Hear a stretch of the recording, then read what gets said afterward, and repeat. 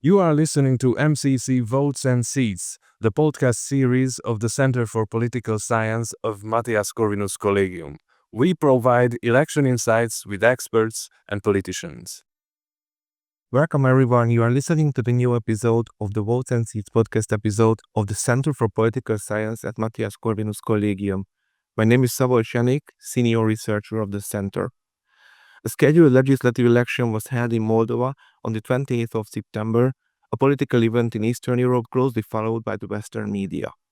In the election, the pro-European party of President Maia Sandu obtained slightly more than 50% of the votes, securing a stable majority in the parliament. What happened at the polls? What was the campaign like? What was the true stake of the election? What is the international significance of this election and its outcome? In today's episode, I will discuss these and similar questions with Mr. Nicolae Panfil, Program Director and Head of the Promo-LEX Parliamentary Election Observation Mission. Mr. Panfil, thank you for accepting our invitation. And thank you very much for this invitation and for the opportunity to explain Moldovan elections to your audience. We are curious to hear that, and I'm convinced that we will have a very fruitful and insightful conversation also this time. So let's start by an interesting aspect, or maybe it's a personal observation of mine. And I had the impression that this Moldovan legislative election has received probably the greatest international attention in the country's modern democratic history. Is this observation correct in your opinion? And if so, why is that? What was the stake of this election in your opinion? Well, indeed, these elections captured a lot of attention, a lot of international attention. And I can judge also by the number of interviews and podcasts and webinars I personally participated in. I kind of observed that international media, but also other stakeholders, other international stakeholders are quite interested in the last years in Moldova in general. And elections are of particular interest. And we had, I had and my colleagues had interviews with a lot of international media, a lot of international election observation missions that came here, requested to be briefed by us. And I can confirm, what you have just asked about this huge interest that Moldova raised in the context of these elections. Of course, this is very much determined by the election campaign, by the stakes in this election campaign. And as we know, the stakes were very high. Moldovan elections were, again, pretty much about geopolitics. A lot of discussions, a lot of debates were around this topic. So, as you know, last year at referendum, Moldovans decided to change the constitution, to amend the constitution, and to include the European path as their direction for the development. And these elections were, in a sense, a continuation by the rhetoric, by the messaging of that decision adopted at the referendum by the majority. So we had this aspect, this geopolitical direction on one side, and in the same time, we experienced again a lot of interference from abroad, specifically from the Russian Federation, through direct or indirect, through different parties and agents and media here in Moldova that try to create or to present that they would be a kind of an alternative to the European integration way of the Republic of Moldova. And sometimes this alternative was presented as more openly pro-Russian. In other cases, it was presented as a sort of, under the idea of the sovereignty of the country, whatever it means. I mean, Moldova is a sovereign country, is an independent country, you know that already. But it was insisted in this regard by some of the political competitors in this in the same manner. So yes, Moldovan elections were very much about geopolitics, and this created also a lot of, if I can say, division in the society, because still we have as a society to work on this matter, because it seems that there is some elements here at home that favorize or are favorable to this kind of interference from abroad, to this kind of narratives that are promoted here in Moldova, suggesting that Moldova actually shouldn't go anywhere, should be like standing alone or standing with Russian Federation. In this regard, yes, it is complicated. It's a complicated topic. Yes, we will return to the campaign and these geopolitical stakes and aspects. But before that, I would like to kindly ask you to briefly introduce the key political powers, that is parties, competing in the election and their key policy positions, or how can they be understood? What are their key attributes? You know that we have still have. I mean, until the next parliament will be functional, the ruling party, PAS, Party Action and Solidarity, which is controlling with the parliament, the government, and also the president. It has been elected as a representative of this party. This time in the parliamentary elections, they got 55 mandates, as you also mentioned. And it seems that they will have the opportunity to form again the majority and to govern. But there is also other factions, or there will be other factions as well in the parliament.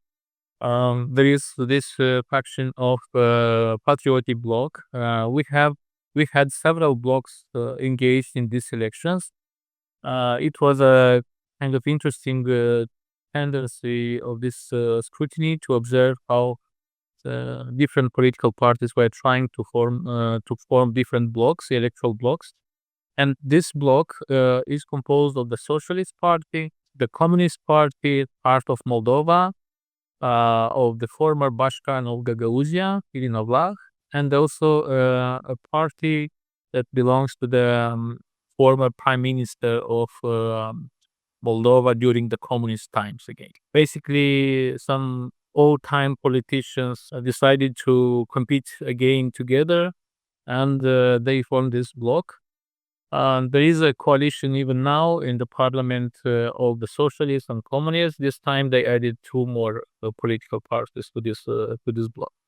Actually, just to mention, just to be accurate, this party, Republican Party, part of Moldova, of Irina Vlah, former Bashkan, has been excluded from the race a few days prior to the election day on allegations of illegal financing of the campaign. So she got excluded also from the list of candidates from this bloc. So now there is only three parties that are members of this bloc. So this is number two, as based on the results from the elections. And then we have the alternative bloc, which includes the mayor of Chisinau with his party, movement, National Alternative. And then we have also in this bloc the party of former Prime Minister of Moldova, Mr. Kiku, Party of Development and Consolidation of Moldova, if I'm not wrong.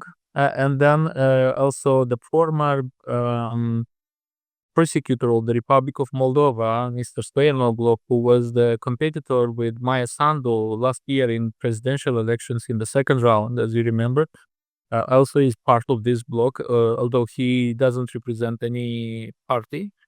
And also there is a party called Civic Congress of Mark Kachuk. He's also a former member of Communist Party, and also been sort of a counselor for Mr. Voronin long time. So with these components, we have these other four actors creating the so-called alternative bloc. So this is the number 3 in the results uh, of these recent elections.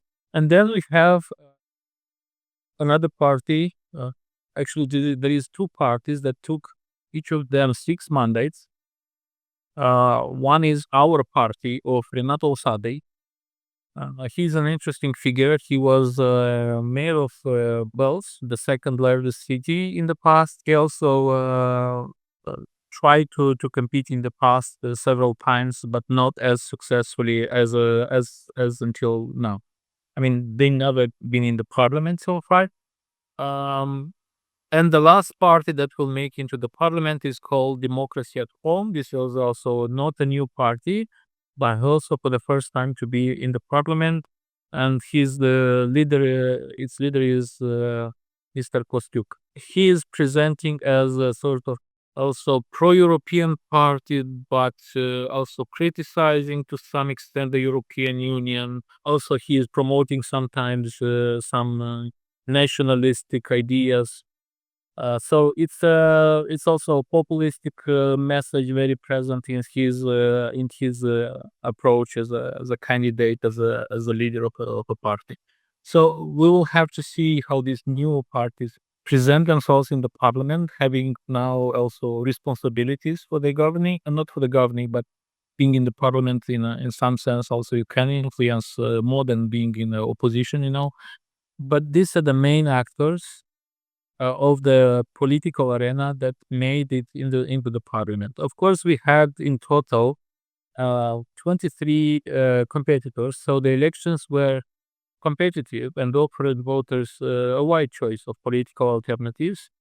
There were also 4 independent candidates. We had blocks, as I mentioned. We had also political parties. So pretty much there was a genuine choice and opportunity for the voters to express freely their opinion and their vote. Yes, Moldovan party system is it seems to be very fragmented. You have many smaller political parties in the system. Yes, we had 66 parties and 39 managed to uh, apply and to be, I mean, had the right to participate in the elections. Not all of them applied, but as I mentioned, 23 candidates with registered, but yeah, there was an opportunity for that. Okay, now turning to the campaign, what was this campaign like? Was it a harsh campaign? Where was there great emphasis on negative campaigning between the different parties and the candidates? And what topics did appear in this campaign? Appear on the agenda beyond the pro-Russian and pro-European cleavage, let's say cleavage or division, and then does this cleavage or division also appear in other topics, in other policies, this kind of division between the pro-European and pro-Russian parties? Well, first of all, I would say that this campaign was much more intense than the parliamentary elections in 2021 or even the presidential election referendum that we had last year. And it's clear that this been also an effect of this, cleavages and this pressure that existed in the society. Everyone tried to compete as hard as possible with all possible means. And you are right. I mean, we had it all.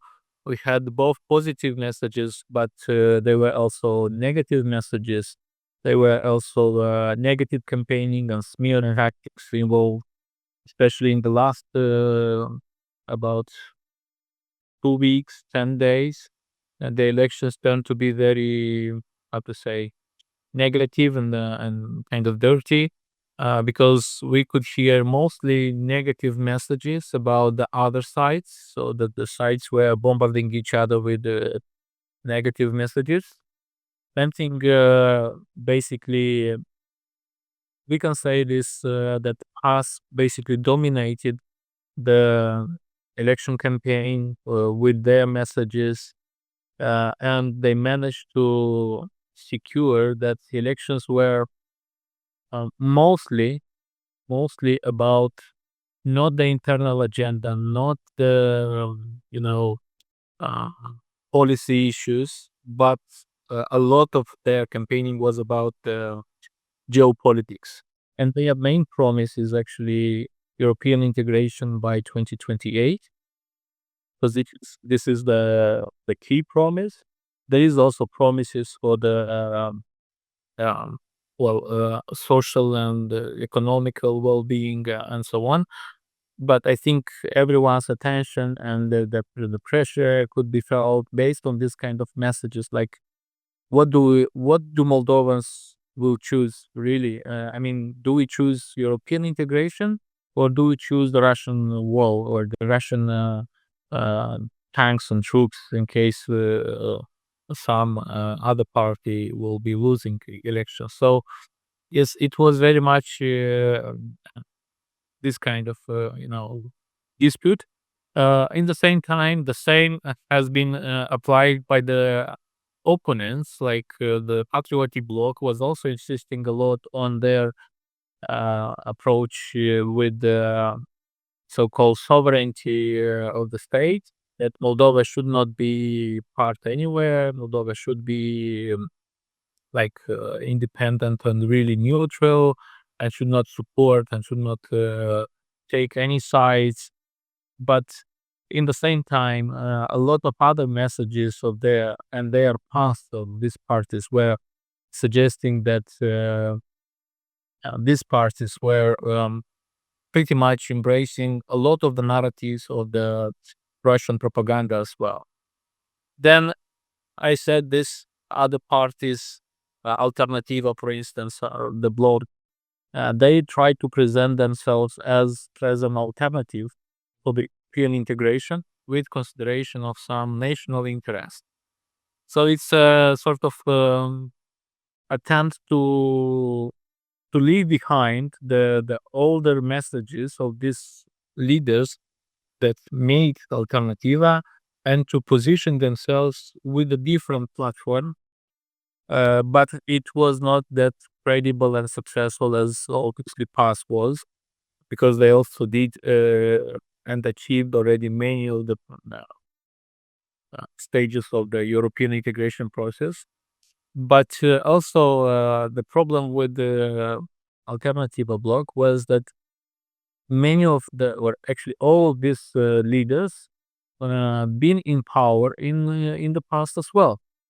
So a lot of their criticism also didn't work, because they themselves could be asked to why didn't they provide for their now training, and also their image was rather still anchored in the past. For instance, Kachuk, when he was a counselor and was working with Voronin, he was promoting the so-called federalization um,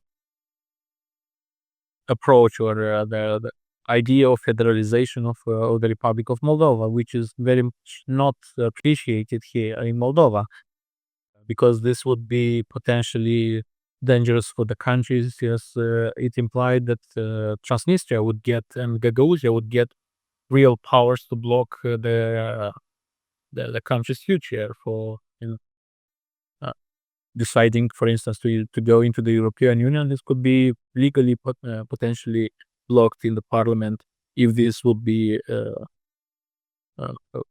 a real federalization. So this idea is still very much criticized in the society, and also all of them coming from the communist time or from the socialist team in the past doesn't have like a real good, positive, credible image in terms of that they're really now pro-Europeans. It's hard to believe, for instance, because some years ago, I think it was in 2014 or 15, Ion Ceban, the mayor of Chisinau now, when he was member of Socialist Party, She was screaming in front of the European institutions, for instance, that Moldova doesn't need European integration. So and there was a lot of footage and images used in this campaign by PAS, reminding people about the past of these leaders. So the campaign, the negative campaigning of PAS, for instance, was pretty much against this bloc in particular. In one of your previous answers, you mentioned the exclusion of two smaller parties from the legal competition and participation in the election by the Central Electoral Commission on the grounds of alleged illegal financing. What happened exactly? What do we know today? Uh, and how does this move fit the principle of democratic election? And that I'm asking that because everyone can recall what happened in the first round of the Romania presidential election earlier. So maybe there are some concerns, or there may be some concerns about about how democratic these exclusions can be. What is your opinion? Well, first of all, Moldovan elections and the history of Moldovan elections is, I think, very different from what we saw in Romanian case, where the candidate or the winning candidate has been, and the results of the elections were cancelled after they actually found the result, right? Here we have a different situation because we are talking about some parties that actually infringe the law. And there is clear legislation in the Republic of Moldova prohibiting illegal financing of political parties and campaigns, financing from abroad, exceeding the threshold for the money that they spent in the campaign. Also, for their association with the parties declared unconstitutional, the so-called notion that been introduced this year of a successor party. You know that we have one party that been declared unconstitutional in 2023 of Ilan Shor, and this party, I mean, Ilan Shor himself managed to successfully find other entities that were promoting further his ideas with the same methods, with the same tools. So basically, we have a very developed legislation that is meant to protect Moldovan elections from illegal interference, specifically through the illegal financing of elections. So this is what happened. The Heart of Moldova party was excluded on suspicions of illegal financing. I have to mention that in all these cases, the decisions of the CEC were upheld or were supported also by the Court of Appeal. Says they went through the legal check as well. And Moldova Mari, the other party that been excluded from the race on the election day, actually was excluded for much more, how to say, illegal activities that were identified by the CEC. Use of funds and material assets undeclared in their reports. Use of funds from abroad. Offering money, goods, and services to the people. Basically, vote buying, participation as in a camouflaged block with representatives of other parties that were declared, that had their activity limited. So in this sense, the decisions of the CEC were pretty much predictable. I mean, the legislation was there. They should have known what they will be consequences for this. But also, it's important to accentuate, for instance, that in case of the Heart of Moldova party, the decision of the CEC to exclude this party came less than 10 days prior to the election date, and this is the term that we already know that the list of candidates cannot be modified according to Moldovan legislation. Even so, the CEC decided, I think, positively in this regard and allowed them, the bloc that is officially registered as a candidate, allowed the bloc to redo their own list of candidates and to further participate in elections. And when we talk about Moldova Mare, unfortunately, the decision of the Court of Appeal came only on Sunday afternoon. Basically, the party was still in the ballots, so the voters could vote for this party, even though there was a chance that the Court of Appeal will maintain the decision of the CEC. So here is the problem. Okay. That it could be a much speedier process, so that the candidate would really have the chance to apply all legal remedies, to benefit from all legal remedies, to be clear whether they have, the voters have to vote or not to vote for this party, and also whether the party itself uh, is still, participating in elections or is not participating in the elections. So, for instance, the candidate, the leader of the party, went public on Sunday and called its supporters not to vote for him, or not to vote for the party, because for them it was clear that the party will be excluded, for instance. So, if it created some uncertainty in this regard, but overall, as we mentioned, the Court of Appeal maintained the decision um, of the CEC. And in conclusion, here I also want to recall one another case, but it was an interesting decision of the of the Constitutional Court on a case of a political party that didn't have the opportunity to participate in the elections, to register, to participate, but the court stated some important idea that the state should have, the democracy should have the opportunity to protect itself.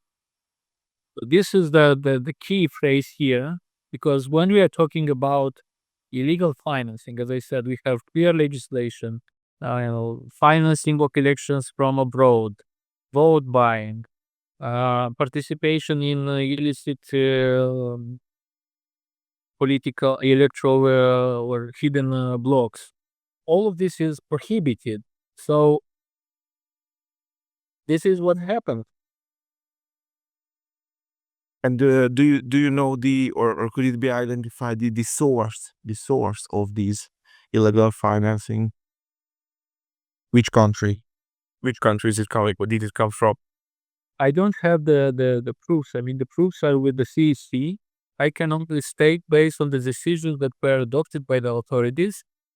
And yes, it is with the CEC, it is with the authorities, the police and so on, to have all the proofs. And because beyond this effects on the electoral framework, these deeds can also have or be part of, probably other investigations that are maybe still going on. Okay. So it's not Investigations or because there's an investigation going on and it's not public yet. Okay, thank you very much, and thank you for the precise clarification of this situation. You already talked about the result and the order of the parties and different blocks competing in this election. What was the most surprising thing about the results to you personally, and why? we had some polls that were discussing different possible results. Um, and many of the polls were suggesting that pass, for instance, would take somewhere around 39-40% of the votes here in the country, because all the polls were done for the in country. It cannot be assessed also abroad how the people would be voting, because it's statistically not possible.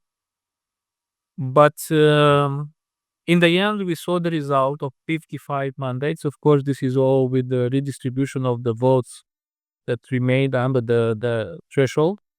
But still, for many, it was a sort of surprise that again, and I think as some people or some experts also say that even PAS was expected probably to be somewhere at around 51, 52 mandates, probably. But they performed better again, like in the past parliamentary elections. And here is there is a clear explanation to many people.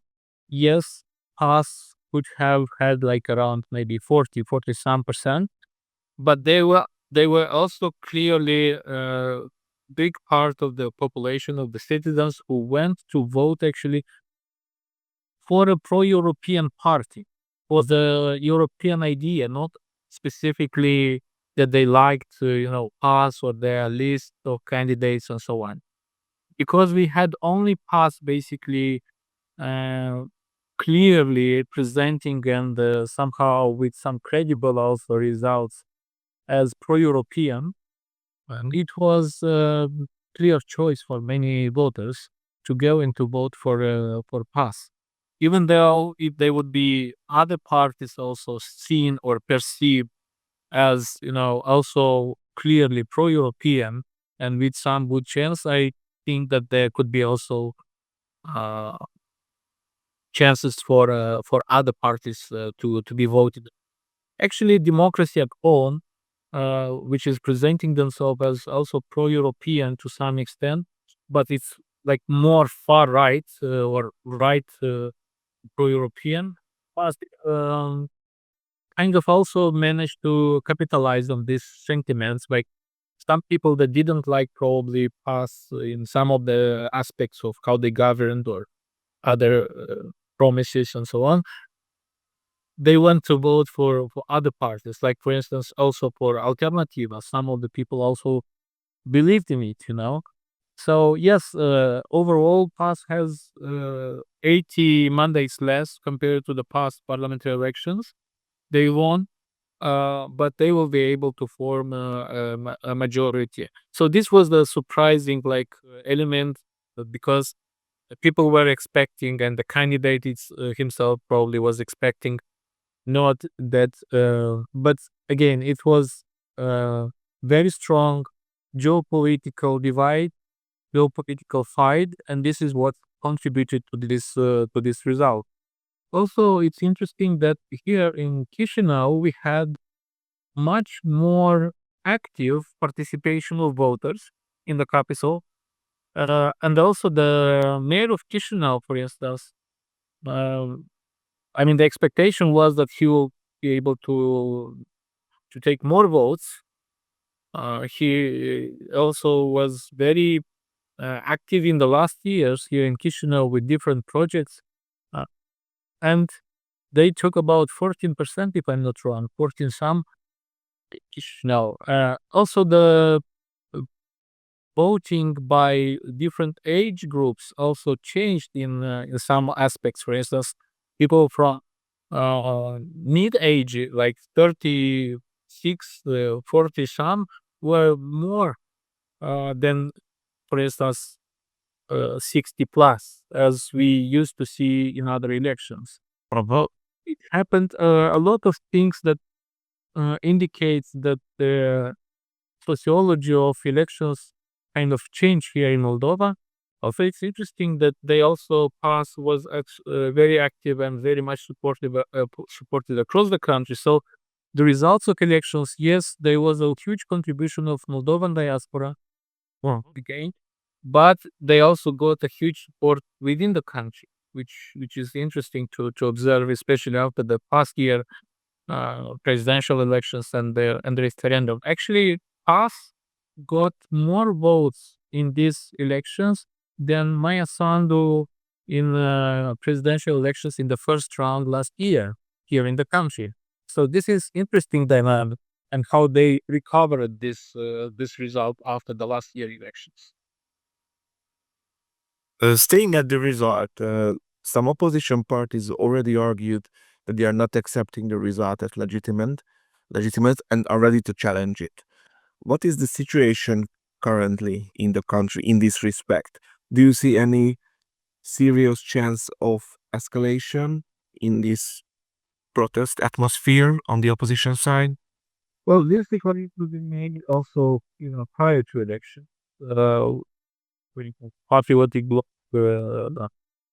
Igor Dodon, the former president of Moldova, declared that in any case they will go publicly to protest, either for protecting their results or against the results in case they will not believe it. So I think that the results that exist now, with such a big discrepancy between the first and second, and then second and third, it's. I mean, there can be some attempts to protest or to say something, but it's to me, there is small likelihood that this is really going to make a difference. I don't see how or what they can claim. I mean, the election day itself was in most of the country organized, efficient, transparent. There was some incidents, of course. We reported on this as well. Especially, there were some limitations on the rights of Moldovan citizens from Transnistria region to vote, because they had less polling stations this time. They had less ballots, and also some polling stations were even removed or moved from the previous locations that were closer to the river, because elections are organized on the sites that is controlled by Moldovan authorities, constitutional authorities. So some of the polling stations were removed for security reasons from their previously established locations to like more secured locations, like for instance in Chisinau or in some regional centers. So this also contributed to some people not having the opportunity to vote. We had two polling stations even where the ballots were run out earlier than the closing of the voting. But yes, this has happened. We also had the bomb threats on the bridges or in some of the polling stations, both in the country and abroad. We had a lot of cases documented of taking photo of the ballots in the booth, which may also indicate some attempts uh, to control the vote, either by intimidation of some voters or by corruption. Transportation of voters also took place again, but this is all incidents that cannot describe the entirely the election day.